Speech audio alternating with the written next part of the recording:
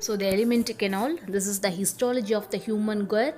So the alimentary canal wall, it consists of four layers from the esophagus to rectum. So what are the four layers? Mucosa, submucosa, muscularis, serosa.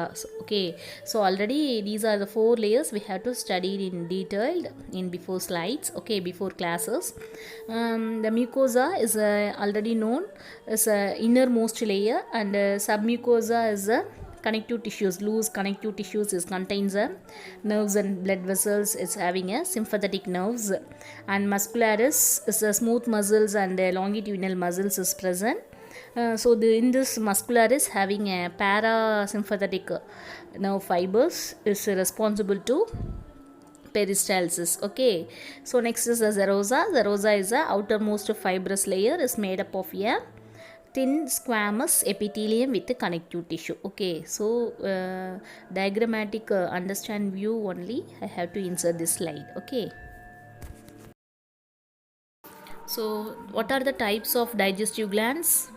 First is salivary glands, gastric glands, liver. Liver is the largest gland among all these types of digestive glands. Okay. Second is placed in pancreas. Okay. Next is the intestinal glands. So these are the five types of digestive glands we detailed studied. Already we studied what are the three pairs of salivary glands: parotid glands, submaxillary glands, sublingual glands. Where it is located, the parotid glands is found seen in the cheeks or below the ear, and submaxillary, otherwise it is called as a submandibular, is present in the lower jaw, and sublingual is present in below the tongue. Okay, so see the diagram, we have to understand easily. These are the glands. It's with the help of the duct. Okay, so each and every glands is having duct glands, so is responsible to production of this enzyme. Okay, so the salivary glands secrete the saliva. Saliva contains water, mucin, salivary amylase. What is the name of the salivary amylase? Ptyalin and lysozyme. And next is the electrolytes. Okay, so these are the components present in salivary glands. Okay, gastric glands. The gastric glands எங்க இருக்கு அப்படினா found in the inner wall of the stomach. Okay, gastric glands, ஸ்டொமக்கில் இருக்கிற gastric glands என்ன secrete பண்ணும்? Gastric ஜூஸை secrete பண்ணும். எதெல்லாம் கேஸ்ட்ரிக் ஜூஸ் அப்படின்னா ஹச்சிசிஎல், பெப்சினோஜன், ரெனின். ஸோ இதெல்லாம் இந்த த்ரீ ஜூஸஸ் தான் வந்து கேஸ்ட்ரிக் ஜூஸஸ். இந்த ஹச்சிசிஎலோட பிஹெச் வந்து என்ன அப்படின்னா 1.8 to 2.0. 1.8லேருந்து 2 வரைக்கும் இருக்கும் அதனுடைய பிஹெச். ரொம்ப ஆசிட் பிஹெச்சாக இருக்கும். ஓகே, ஸோ நெக்ஸ்ட் வந்து, so what are the three kinds of cells? ஸ்டொமக்கில் 3 விதமான டைப்ஸ் ஆஃப் செல்ஸ் இருக்குது. ஒன்று வந்து mucous neck cells. Mucous neck செல்ஸ்னால் இது வந்து மியூக்கஸ் செக்ரீஷன் பண்ணும். நெக்ஸ்ட் வந்து chief zymogen or peptic cells, அதாவது பெப்சினோஜன் நான் சொன்னேன்னாப்பா ஆல்ரெடி கேஸ்ட்ரிக் ஜூஸஸில். ஸோ அந்த பெப்சினோஜன்கிறது எப்பயுமே இன்ஆக்டிவாக இருக்கும். ஸோ அதனால தான் அது வந்து சைமோஜன் செல்ஸ்ன்னு சொல்லுவாங்க. எப்போ நம்ம வந்து ப்ரோட்டீன் ரிலேட்டடான ஃபுட்டு வந்து சாப்பிட்றப்ப ஸ்டொமக்கில் போய் விழுகுதோ அப்போ தான் என்னவா மாறும் அப்படின்னா அந்த பெப்சினோஜன் பெப்சினா ஆகி நெக்ஸ்ட் வந்து என்ன பண்ணும் அப்படின்னா ப்ரோட்டீனை உடைப்பாங்க. சரியா, பிரேக் பண்ணுவாங்க. So next is the oxyntic parietal cells. This is important one. நமக்கே தெரியும் ஹச்சிசிஎல் வந்து ஸ்டொமக்கில் தான் இருக்குது. ஓகே, ஸோ இதுக்கு ரெஸ்பான்சிபிளான அது ஏன்னா ஹச்சிசிஎல்னால் அது வந்து ஆசிட். பிஹெச் பார்த்திங்க அப்படின்னா 1.8 இருக்குது.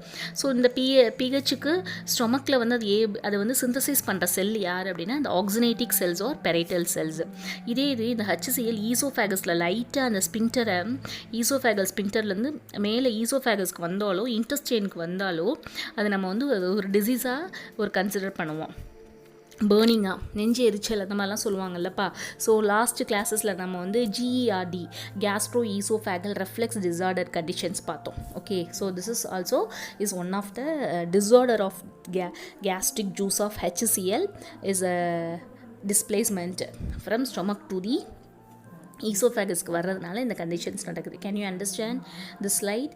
So gastric juice, what are the gastric juice? HCl, pepsinogen, renin.